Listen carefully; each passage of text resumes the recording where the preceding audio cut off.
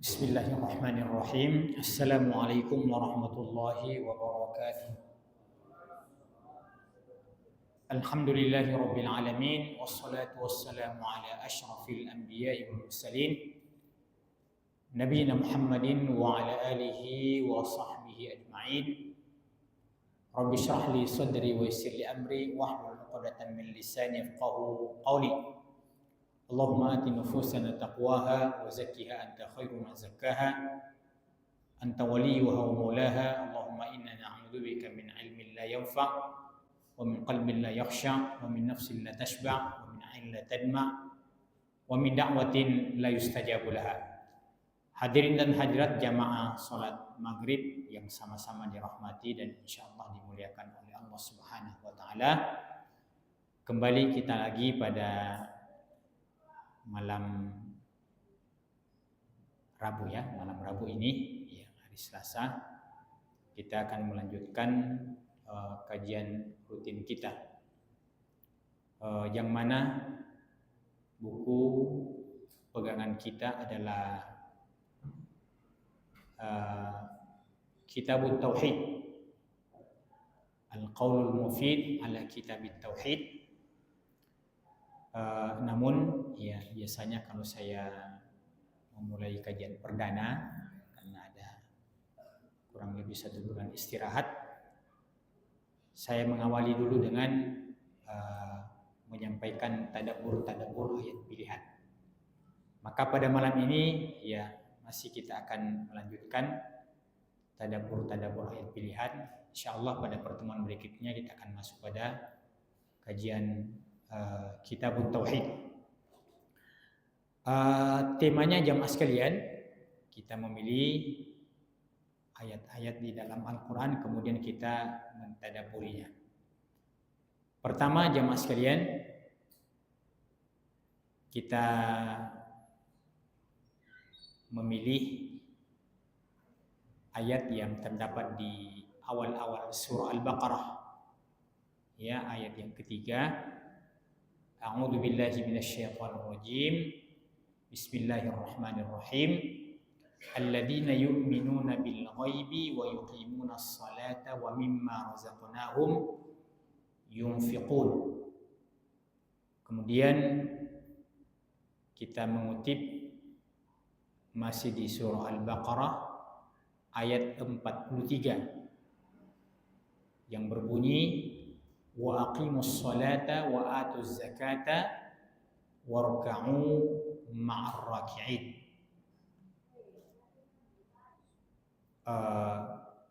Ayat yang kedua ini yang saya mau terjemahkan dulu. Wa aqimus salata, dan dirikanlah salat atau tegakkanlah salat, wa atuz zakata, dan tunaikanlah zakat atau keluarkanlah zakat, warka'u ma'ar raki'in, dan rukuklah bersama dengan orang-orang yang rukuk. Yang kita butuh untuk kita tadabburi pada ayat ini jamaah sekalian adalah pada kata atau pada kalimat wa aqimus salata wa atuz zakat. Dirikan salat dan tunaikan zakat. Ini berulang-ulang kali disebutkan di dalam Al-Quran, yaitu menyandingkan kata perintah untuk menegakkan sholat dengan perintah untuk menunaikan zakat. Demikian pula di ayat yang ketiga tadi, yang pertama kita bacakan, itu lebih umum, di mana Allah Subhanahu wa taala mengatakan orang-orang yang beriman kepada perkara-perkara gaib dan mereka itu mendirikan salat dan menginfakkan atau menafkahkan sebagian harta-harta yang Allah rezekikan pada mereka. Di ayat ini juga itu disandingkan antara orang yang mendirikan sholat dan orang yang menafkahkan atau menginfakkan sebagian hartanya. Ya. Jadi perlu kita pertegas bahwa dalam ayat ini tidak dikatakan menginfakkan seluruh hartanya, tapi menginfakkan sebahagian, bahkan sebahagian kecil daripada apa-apa yang Allah rezekikan pada mereka. Nah, menginfakkan harta yang Allah rezekikan pada mereka itu lebih umum, bisa infak sunat, ya seperti sedekah, dan masuk di dalamnya terutama yang paling utama adalah mengeluarkan zakat. Jadi menafkahkan harta yang sebagian yang Allah berikan kepada mereka itu lebih umum daripada wa'atuz zakat. Menunaikan zakat ya memang mengeluarkan yang hukumnya wajib. Kalau wa mimma razaqnahum yunfiqun itu lebih umum memasukkan yang wajib dan memasukkan yang sunnah. Nah, ayat-ayat yang semisal dengan ini dalam Al-Quran jemaah sekalian itu banyak sekali berulang. Maksudnya selalu disandingkan sholat dengan berinfak atau dengan berzakat. Kita ingin menjelaskan ini apa hikmahnya, itu selalu kita menemukan persandingan sholat dengan infak atau sholat dengan zakat. Wa aqamus salata wa atuz zakata wa aqimus salata wa atuz zakat wa yuqimunas salata wa mimma razaqnahum yunfiqun. Yang pertama langsung kita menyebutkan pelajaran-pelajaran kita ambil dari persandingan ini. Annas salata silatun bainal abdi wa rabbih. Bahwa salat itu adalah hubungan vertikal seorang hamba dengan penciptanya. Dan itu yang skala prioritas. Artinya didahulukannya kata wa aqimus shalah atau wa aqamus shalah menunjukkan itu yang skala prioritas. Kita memperbaiki hubungan kita dulu kepada pencipta kita. Dan itu kita bisa praktekkan lewat mendirikan dan menjaga ya salat kita. Wa amma zakatu fasilatun wa ihsanun ilal makhluqin. Adapun disebutkannya menunaikan zakat menunjukkan bahwa seorang muslim belum sempurna keimanan dan keislamannya terkecuali apabila dia juga harus memperbaiki hubungannya terhadap sesama makhluk. Jadi salat sudah mewakili hubungannya kepada Allah Subhanahu wa taala, zakat, infak, sedekah dan apa saja berupa pemberian-pemberian itu mewakili berbuat baik kepada hamba, kepada sesama ya ciptaan Allah Subhanahu wa taala. Dikatakan di sini bahwa wa sa'adatul 'abdi da'iratun baina husni silatihi bi rabbih wa ihsanuhu ila khalqihi. Dan kebahagiaan seorang hamba yang sempurna bisa didapatkan yaitu dengan memelihara dua hubungan ini. Memelihara dua hubungan ini. Yang pertama dan harus didahulukan adalah memperbaiki hubungannya kepada Allah Subhanahu wa taala yaitu lewat salat. Yang kedua adalah memperbaiki hubungannya kepada sesama makhluk, ya, hubungan horizontal. Nah, tidak bisa salah satu di antara keduanya ini yang ditunaikan dan meninggalkan yang satu. Iya.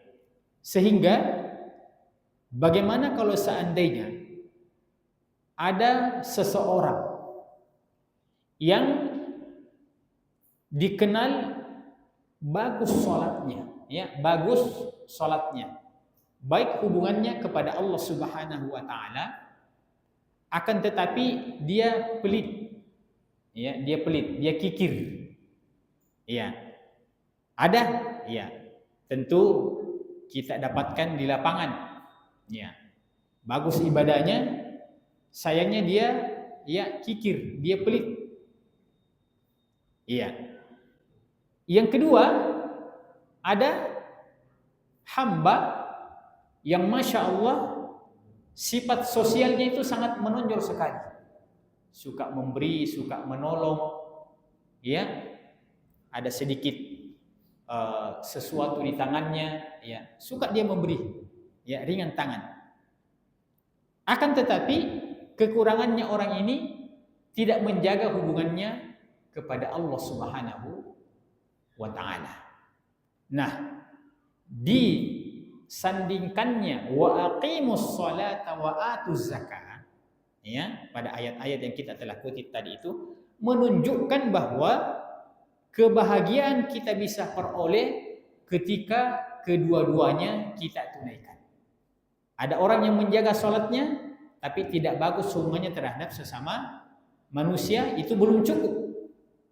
Atau sebaliknya, ada orang yang dermawan, bagus hubungannya, bagus muamalahnya, akan tetapi dia tidak memiliki hubungan yang baik kepada Allah Subhanahu wa taala.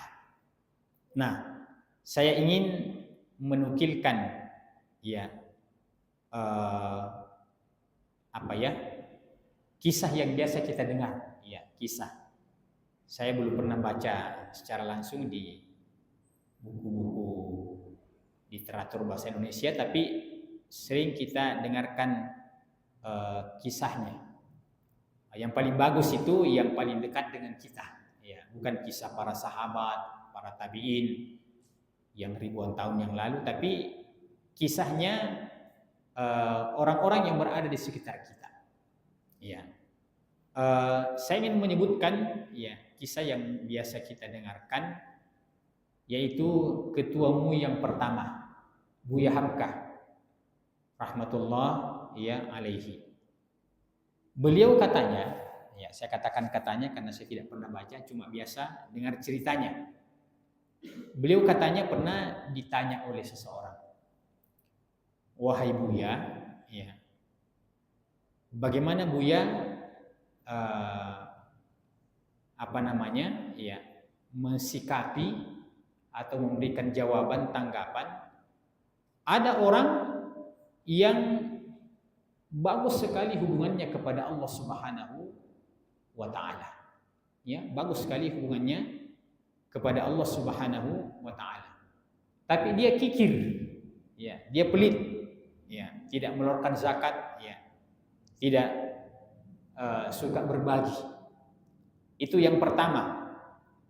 Yang kedua kebalikannya, ada orang yang bagus hubungan sosialnya. Iya. Hanya saja dia tidak sholat. Ya, hanya saja dia tidak sholat. Ya. Nah, ini tentu ada kita temukan, ya, dalam sebagian, ya, orang Islam. Maka kata Buya Hamka, ya, katanya, saya selalu menyebutkan kata-katanya, bahwa, iya, yang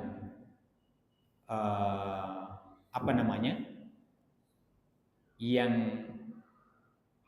menunaikan sholat ini, yang menunaikan sholat, ya, tapi dia kikir, ya, dia pelit, andaikan dia meninggalkan sholat, maka akan lebih buruk lagi akhlaknya. Andaikan dia meninggalkan sholat, akan lebih buruk lagi akhlaknya. Iya. Bukan sekedar dia kikir, bukan sekedar dia pelit, ya, akan tetapi mungkin akan merambah kepada akhlak-akhlak yang buruk, yang tidak terpuji. Andaikan orang yang sholat ini meninggalkan sholat. Iya. Terus bagaimana dengan orang yang dengan orang yang suka berbagi, ya, atau kita katakan orang yang bagus akhlaknya kepada sesama manusia, kepada sesama orang Islam, akan tetapi dia tidak mendirikan sholat. Nah, ini satu jawaban yang Masya Allah, sebuah jawaban yang bijak. Katanya Buya Hamka mengatakan, andaikan orang yang rajin dermawan ini, ya, yang sudah bagus akhlaknya kepada sesamanya, andaikan dia mendirikan sholat, maka insya Allah akan semakin bagus lagi akhlaknya, akan semakin bertambah bagus lagi ya muamalahnya terhadap sesama ya manusia. Ini untuk menjawab syubhat dari ayat yang kita ketahui yang berbunyi inna sholata tanha anil fahsyai wal munkar. Sesungguhnya sholat itu mencegah daripada perbuatan keji dan mungkar. Ya. Jadi kalau ada orang yang sholat, Pak, tapi ternyata masih keji perbuatannya, masih melakukan kemungkaran. Ya. Kemudian ada orang yang bagus akhlaknya tapi dia tidak sholat. Ini bisa menjadi sebuah syubhat bagi orang. Iya. Apa syubhatnya itu? Syubhatnya itu bisa saja ia mengatakan kepada orang yang sudah sholat, percuma kamu sholat, iya, karena sholatmu itu tidak mencegah perbuatanmu dari keji dan mungkar. Itu ada orang yang tidak sholat tapi bagus akhlaknya. Nah, ini bisa membuat syubhat, bisa membuat ya syubhat. Maka itu tadi jawaban daripada Buya Hamka. Ini orang yang sudah sholat, Pak. Orang yang sudah sholat tapi buruk akhlaknya, andaikan dia meninggalkan sholat mungkin akan lebih parah lagi. Berarti kalau demikian sholat yang dia tunaikan itu, sholat yang dia lakukan itu, walaupun dia melakukan perbuatan keji dan mungkar, itu ternyata masih tetap ada manfaatnya bagi dia. Ya, masih tetap ada manfaatnya bagi dia. Ya, kalau kita mau mengambil contoh, mungkin dia sholat, ya, tapi suka juga mungkin ya menyakiti orang, membalimi orang. Iya. Nah, kalau kita kembangkan jawaban daripada Buya Hamka tadi itu, kalau seandainya dia tidak mendirikan sholat, ya, maka mungkin dia sudah menjadi pembunuh. Mungkin dia bunuh orang karena dia tidak sholat. Dengan demikian terjawab syubhat itu bahwa ternyata sholat itu serendah apapun kualitasnya, dia tetap ya memiliki manfaat di dalam kehidupan ini. Iya. Supaya kita tidak mendiskreditkan sholat yang dilakukan oleh seseorang. Ya, jadi bukan kita mengatakan percuma dia sholat tapi tetap juga dia melakukan kemaksiatan. Untungnya dia sholat, ya. Mungkin andaikan dia tidak sholat, mungkin dia sudah bunuh kita semuanya. Berarti ada manfaatnya. Nah, demikian pula sebaliknya, orang yang sudah bagus akhlaknya tadi ini, tapi dia belum sholat, andaikan dia sholat akan lebih bagus lagi akhlaknya. Nah, sehingga demikian hilang syubhat-syubhat yang ada dalam benak kita selama ini. Yang kedua, disandingkannya sholat dengan zakat jamaah sekalian, annal ibadat imma maliyah wa imma badaniyah. Jadi ibadah itu, Pak, ada ibadah harta dan ada ibadah fisik, ada ibadah jasmani. Iya. Nah, intinya ibadah harta itu adalah zakat. Ya, intinya ibadah harta itu adalah zakat. Ya, sebagaimana intinya ibadah fisik itu adalah mendirikan sholat. Fajama'a bainahuma bihadzal i'tibar, maka Allah menggabungkan ya dua perintah ini, yaitu mendirikan sholat dan menunaikan zakat, agar supaya seorang hamba itu sempurna ibadahnya, ibadah jasmani, ya, dan yang kedua adalah ibadah harta. Ada ibadah harta. Nah, dalam hal ini jemaah sekalian, ada orang-orang yang menonjol dalam sisi-sisi tertentu, katakanlah ibadah badannya, ibadah fisik. Iya. Umpama terjaga sholat 5 waktunya ditambah dengan sholat sunatnya, ya, maka tentu kita harus mengatakan bahwa semua muslim, setiap muslim yang mengaku sebagai seorang muslim, yang namanya wajib, semua kita harus berada di situ. Yang namanya sholat 5 waktu, semua orang Islam harus berada di situ. Akan tetapi kita tidak pungkiri bahwa ada orang-orang tertentu yang Masya Allah diberikan kelebihan oleh Allah Subhanahu wa Ta'ala, sangat menonjol dalam ibadah fisiknya ini, karena dia tidak sekedar menjaga sholat-sholat yang wajib, tapi hampir seluruh sholat-sholat sunat itu dia jaga semuanya. Sholat sunat qabliyah, sholat sunat ba'diyah, sholat sunat rawatib, sholat sunat duha, sholat lail, sholat witir, ya. Semua sholat sunat itu dia kerjakan. Maka yang lain yang tidak menonjol dalam hal ini, dia tetap harus menyamai orang yang memiliki ibadah fisik ini dalam sisi yang wajibnya. Tidak boleh seorang muslim bahwa biarlah saya menonjol dalam ibadah harta, ya, biarlah saya menonjol dalam ibadah harta, namun dalam ibadah badaniyah itu saya tidak mengerjakan. Sebaliknya, ada orang yang diberikan kelebihan oleh Allah Subhanahu wa Ta'ala, dia menonjol dalam ibadah harta, ya, dia menonjol dalam ibadah harta. Yang pertama tentu, ya, dia menunaikan zakat. Bukan sekedar menunaikan zakat, tapi dia tambah dengan sedekah-sedekah, dia tambah dengan infak-infak, ya. Begitu dia tahu, ya, ada pembebasan tanah di Masjid Ar-Rahman, ya. Dia yang paling mudah, ya. Dia yang paling mudah itu, ya, begitu diumumkan oleh panitia, Masya Allah, ya, masuk transferannya. Maka kita katakan orang yang menonjol dalam ibadah harta ini, orang yang menonjol dalam ibadah harta ini, ya, bagi yang menonjol ibadah fisiknya tadi, seperti contohnya sholat, dia harus juga ikut bergabung dalam ibadah harta pada tingkat ibadah harta yang wajib, yaitu zakat. Nah, ada orang muslim yang diberikan kelebihan oleh Allah Subhanahu wa Ta'ala, itu menonjol semua. Dalam ibadah harta dia menonjol, dia yang terdepan. Dalam ibadah, ya, fisik badan dia juga menonjol. Adakah orang-orang yang seperti itu? Itu sangat langka. Itu sangat langka.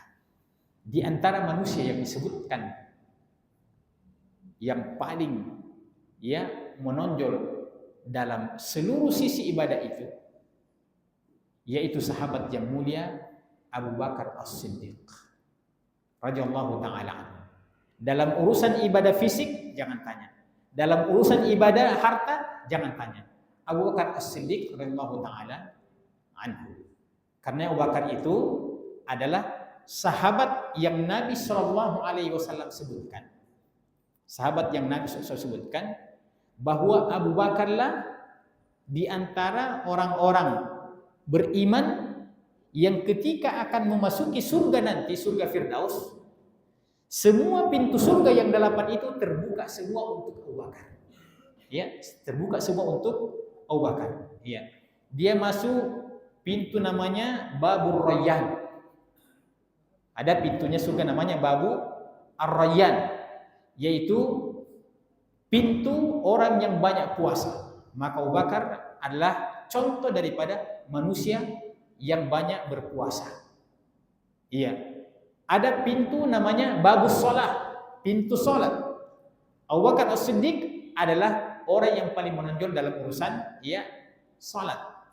Sehingga tidak banyak orang yang seperti ini, tapi paling tidak jamaah sekalian, kita ini sebagai muslim yang biasa-biasa, ya, artinya mungkin ada ibadah-ibadah tertentu yang menjadi ibadah andalan bagi kita. Ya. Kira-kira dari sekian banyak ibadah-ibadah itu, kira-kira mana yang memungkinkan untuk kita jadikan sebagai ibadah ya andalan bagi kita?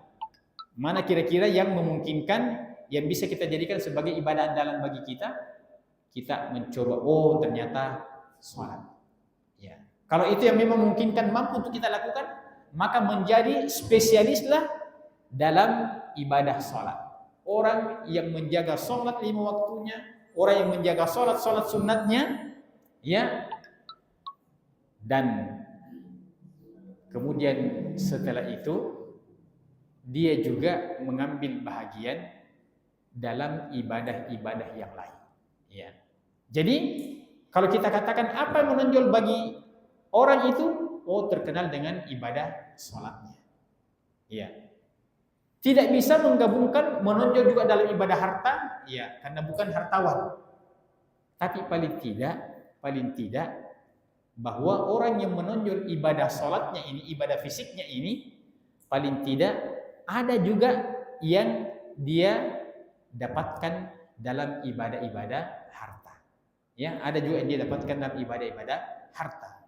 Demikian pula kalau kita balik, ada orang yang menonjol dalam ibadah harta. Ya, ada memang orang-orang tertentu yang diberikan kemudahan ya oleh Allah Subhanahu wa taala kalau dalam urusan harta itu mudah, ya, mudah baginya, tidak terlalu banyak perhitungan.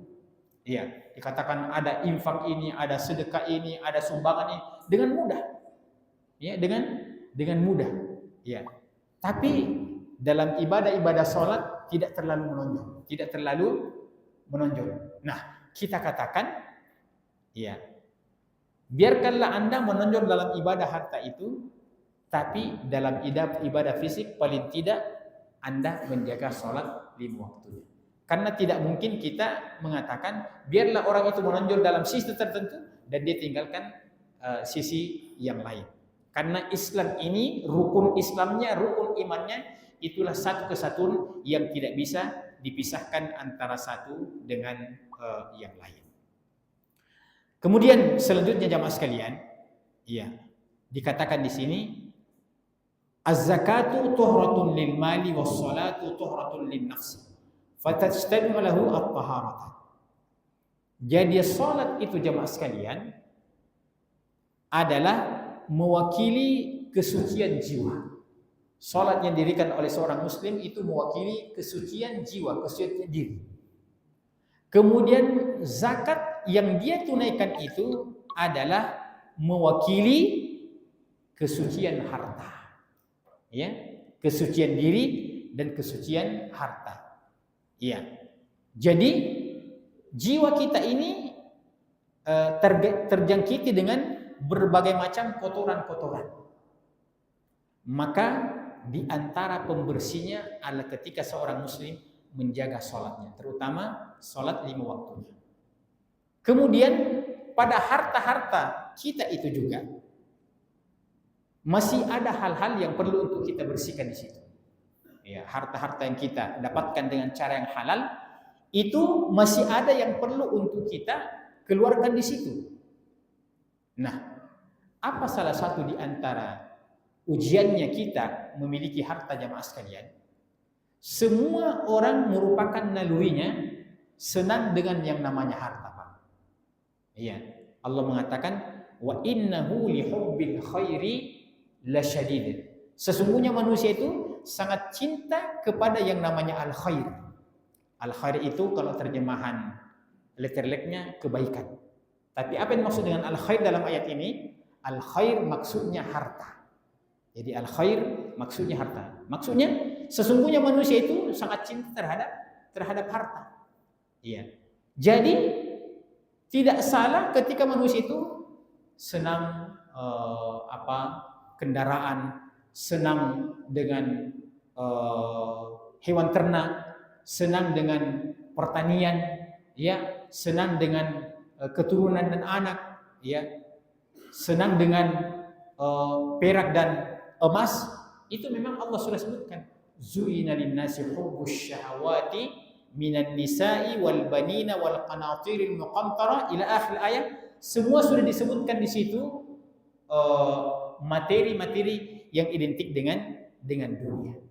Nah, kecintaan kita yang berlebihan terhadap materi ini ternyata cara membersihkan jiwa kita itu, ya, dari kecintaan yang berlebihan itu, yaitu dengan mengeluarkan hak-hak daripada harta kita itu. Dengan demikian harta kita itu menjadi bersih. Ya, dalam hikmah ibadah zakat fitrah, ya, zakat fitrah ini Nabi SAW mengatakan apa? Tuhmatan lil masakin wa tuhratan lin nafs. Fungsi dan hikmah daripada zakat fitrah itu adalah untuk bantuan kepada fakir miskin, dan yang kedua adalah untuk membersihkan jiwa kita dari sifat kekikiran. Kemudian yang selanjutnya jamaah sekalian, hikmah disandingkannya salat dengan zakat di dalam Al-Qur'an. Anna salata syukrun li ni'matil badan waz zakatu syukrun li ni'matil mal. Jadi ketika seseorang mendirikan salat, itu adalah sebagai tanda kesyukurannya dengan nikmat jasmaninya. Ya, dengan nikmat jasmani. Ketika dia sehat walafiat, bagaimana caranya mensyukuri nikmat sehat itu? Caranya mensyukurinya adalah diantaranya ibadah yang paling menonjol itu adalah dengan mendirikan salat. Ya, jadi kalau ada orang yang sehat walafiat terus, ya, tapi dia tidak menjaga salatnya, itu artinya dia dia tidak mensyukuri nikmat kesehatannya. Dia tidak mensyukuri nikmat kesehatannya. Waz zakatu syukrun li ni'matil mal. Sementara zakat itu adalah sebagai bukti kesyukuran kita dengan karunia harta yang dianugerahkan oleh Allah Subhanahu wa taala. Berikut ini perkataan seorang ulama, Ibnu Taimiyah mengatakan, yaqdinullahu bainas salati waz zakati taratan.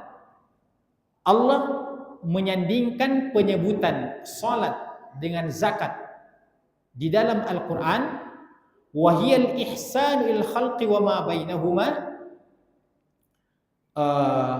adalah untuk menggabungkan antara memperbaiki hubungan kepada Allah dan memperbaiki hubungan kepada sesama makhluk.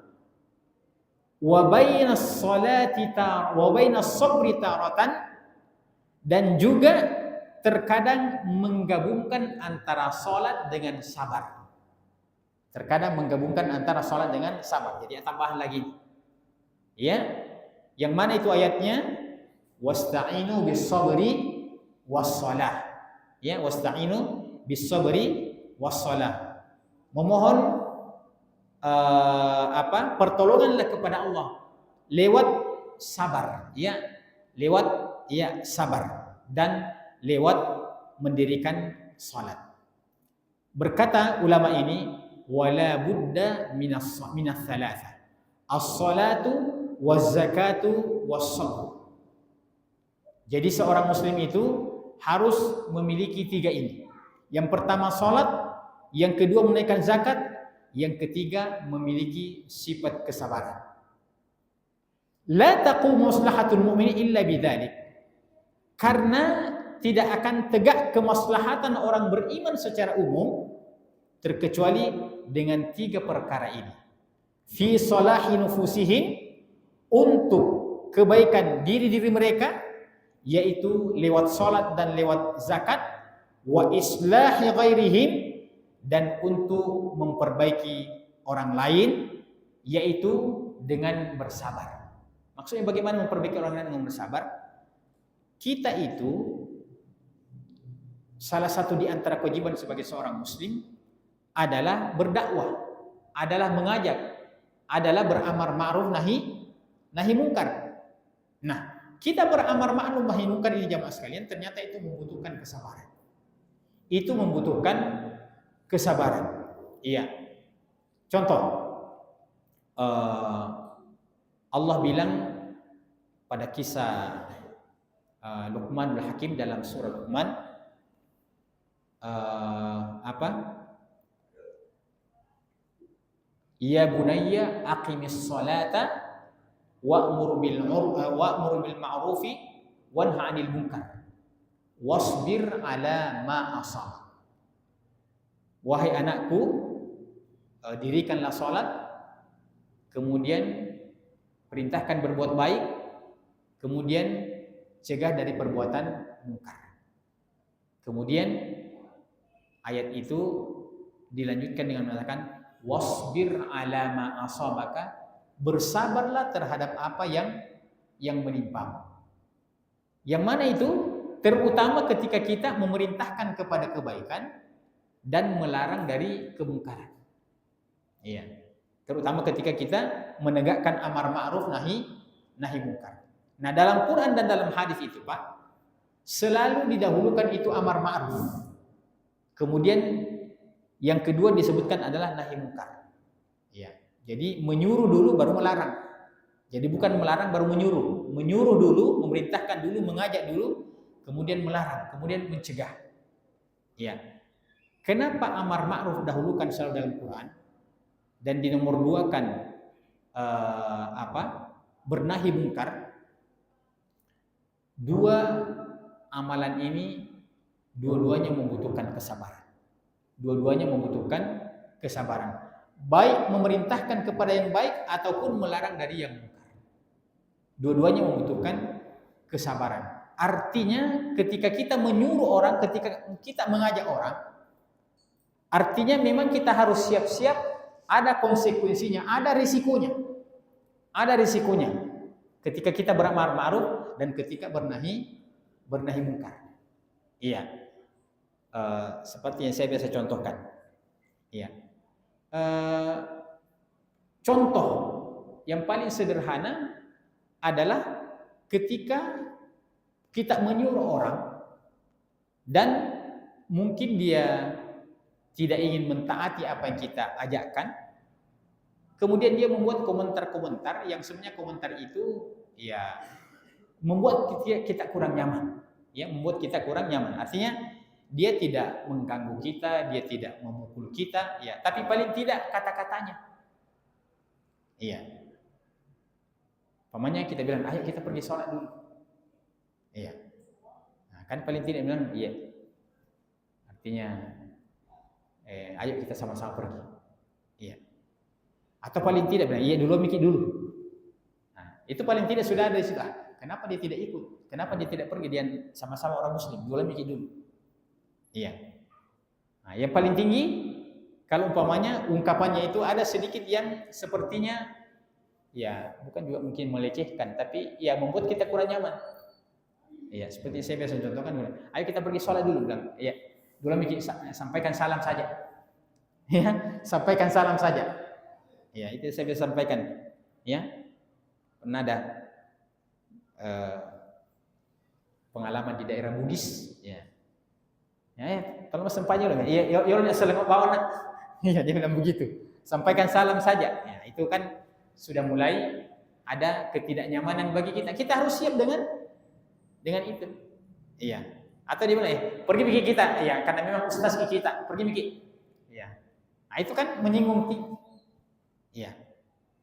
Tapi kalau kita bandingkan, Pak, yang mana lebih tinggi risikonya dan membutuhkan kesabaran? Kita menyuruh orang berbuat baik atau kita melarang berbuat kemungkaran? Yang lebih tinggi risikonya itu ketika kita melarang. Ya, ketika kita melarang. Ketika kita mengajak, ayo kita beri sholat. Dulu nih Pak. Ya. Tapi ketika kita melarang orang, Pak, di sini biasanya ya kita akan menghadapi risiko. Itulah sebabnya sehingga nahi munkar itu dinomor duakan, disebutkan yang kedua karena dia lebih tinggi risikonya. Ya, kemungkinan orang untuk tidak merespon, ya. Katakan, kenapa kau larang-larang saya? Kenapa kau larang-larang saya? Dirimu saja kau perhatikan. Iya. Atau kita mengajak dia, ya melarang dia, justru dia balik ke kita. Kau tidak lihat itu?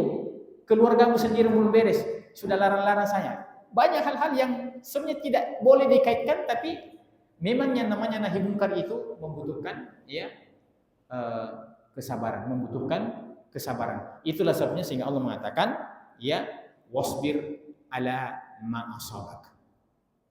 Kemudian, ya perkataan ulama yang lain, as-salatu haqqullahi wa ibadah wa hiya mustawilatun 'ala tauhid wa thana'u 'alaihi wa tamjiduhu wal ibtihalu ilaihi wal infaqu wal ihsanul makhluqi bin naf'il muta'addi ilaihi.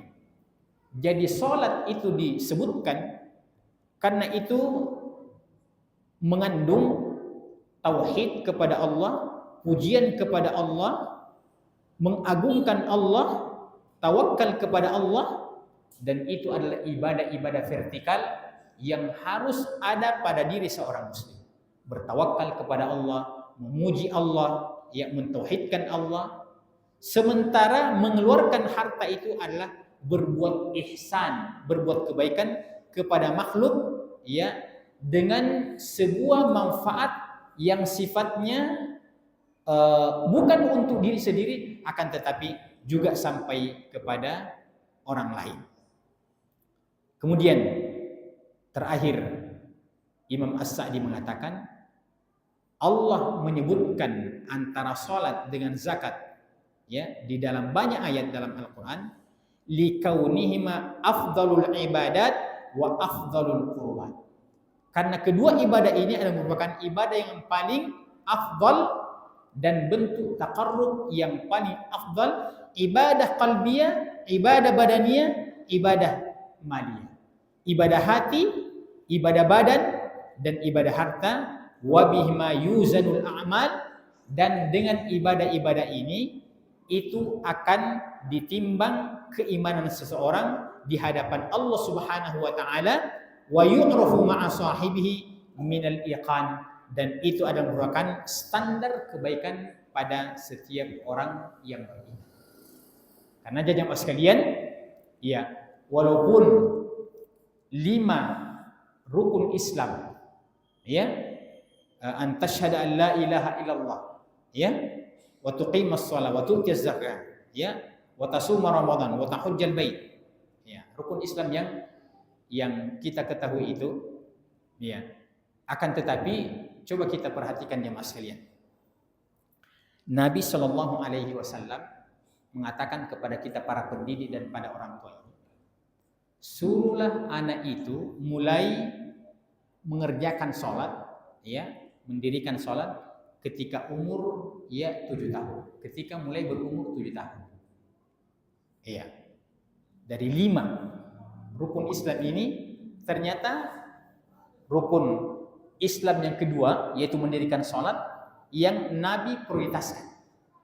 Ya, Nabi tidak pernah ada sabda yang mengatakan ketika anak itu berumur 7 tahun, latihlah dia mengucapkan 2 kalimat syahadat.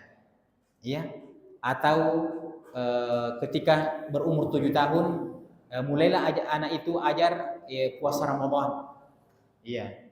Atau ketika anak itu sudah berumur 7 tahun, ya ajaklah dia menunaikan ibadah haji. Iya. Tapi Nabi SAW memilih, ya, memilih sholat. Perintahkan anak itu untuk mulai latihan sholat pada umur 7 tahun. Dan umur 7 tahun itu kebanyakan, ya, anak-anak itu belum balik. Anak-anak itu belum balik. Nah, sekaligus juga di sini jamaah sekalian, ibadah yang diperintahkan yang pertama dan utama dalam mendidik anak, ya masuk dalam perkara mendidik anak dulu ini, yaitu ibadah sholat. Karena ibadah sholat ini menyiratkan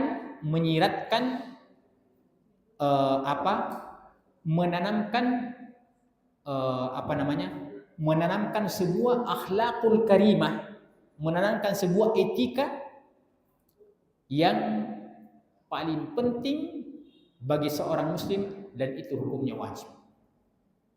Apa itu jamaah sekalian? Ya. Jadi Nabi ketika menyebutkan sesuatu itu, subhanallah, itu saling terkait antara satu dengan yang lain, walaupun itu tidak disebutkan lanjutannya. Nah, jamaah sekalian, ketika kita mendirikan sholat, salah satu di antara persyaratan syarat sahnya sholat itu, baik kita orang dewasa ini Pak, adalah menutup aurat. Adalah menutup aurat. Ya kan begitu Pak? Ya. Jadi menutup aurat merupakan syarat sahnya sholat. Kalau ada orang yang membiarkan dirinya tersingkap auratnya, iya, maka itu tidak sah sholatnya. Iya. Kalau ada seperti biasa anak-anak muda itu yang pakai lepes-lepes robek, ya. Kalau robeknya itu masih di daerah betisnya, itu walaupun kurang beretika, tapi itu betis kan tidak masuk wilayah aurat bagi laki-laki. Tapi kalau yang robek, yang bolong itu di daerah pahanya, dia pergi sholat Jumat, tapi robek-robek di sini, iya. Saya kira robek karena dia habis jatuh. Memang ada celana robek yang dijual ternyata, ya. Dan banyak yang suka cari celana robek, subhanallah. Itulah ketika logika terbalik. Maka itu secara hukum fikih itu tidak sah sholat. Kenapa? Karena tersingkap ya auratnya. Ternyata Nabi ketika menyuruh kita untuk memerintahkan anak ya yang yang masih anak-anak belum balik itu sekaligus telah menanamkan kepada anak-anak itu sejak ya umur anak-anak itu telah kita ajarkan untuk menutup aurat. Karena tidak mungkin orang sholat itu tersingkap auratnya. Ya, maka bagi laki-laki ya lebih-lebih bagi perempuan, lebih-lebih bagi perempuan. Itulah kehebatan Islam Pak, ya, di mana antara satu urusan dengan urusan yang lain itu saling terkait, namun dalam prakteknya kita akan mendapatkan daripada hikmah-hikmah ketika kita menjalankan sebuah perintah dari Allah Subhanahu wa taala. Demikian ya Pak sekalian, subhanakallahumma wa bihamdika asyhadu an la ilaha illa anta astaghfiruka wa atubu ilaik wa akhiru da'wana alhamdulillahirabbil alamin. Wassalamualaikum warahmatullahi wabarakatuh.